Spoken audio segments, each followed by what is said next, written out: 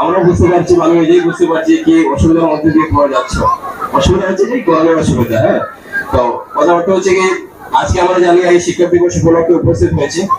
শিক্ষক দিবস উপলক্ষে আমাদের পূর্বের বক্তারা অনেক কিছু বলে গিয়েছেন। শিক্ষক দিবস আমি অল্প একটা করে বলছি যে শিক্ষক দিবস কেন করে।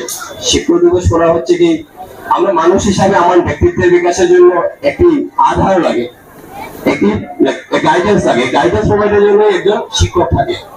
আর ওয়ান্স ইন ইয়ার যে 5 সেপ্টেম্বর আমরা সেলিব্রেট করি, এটা কেন? এটা হচ্ছে এই দিন হচ্ছে সেই দিন আমাদের গ্র্যাটিটিউড, আমাদের যে ভাব যেটা আছে ছাত্রদের শিক্ষকের প্রতি, ওটা প্রকাশ করার জন্য যে না, শিক্ষকের মধ্যে দিয়ে আমি আজকে যেখানে এসেছি সম্ভব হয়েছে। তো it is a day of expressing gratitude towards hour respected teachers. So অনেক কিছু জিনিস আমাদের পূর্ব বক্তারা বলেছেন যে আমাদের নিজের ব্যবহার ঠিক করতে হবে। এই সম্পর্কে আমি একটা ছোট্ট উদাহরণ দেবো। আমাদের প্রত্যেকের ঘরের মধ্যে রান্নাঘর রয়েছে, ঠিক আছে তো? রান্নাঘর রয়েছে তো?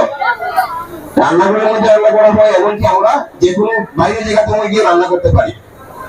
আর যদি এজ এ হিউম্যান বিং আমার first priority is to ensure our survival, তো সার্ভাইভাল এনশিওর করতে গিয়ে আমরা খাবার যে কোনো রান্না করতে পারি। কিন্তু কথা হচ্ছে যে তৃপ্তি, স্যাটিসফ্যাকশন যেটা আমার ঘরে রান্নাতে পাবো সেটা আমরা বাইরে রান্নাতে পাবো না।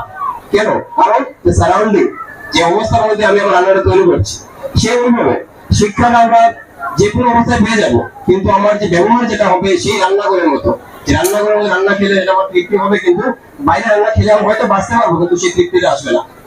তো এই তৃপ্তিটা আরো যে পরিস্থিতিটা সম্ভব করার জন্য আমাদের মধ্যে ব্যবহারের উপর গুরুত্ব দিতে হবে।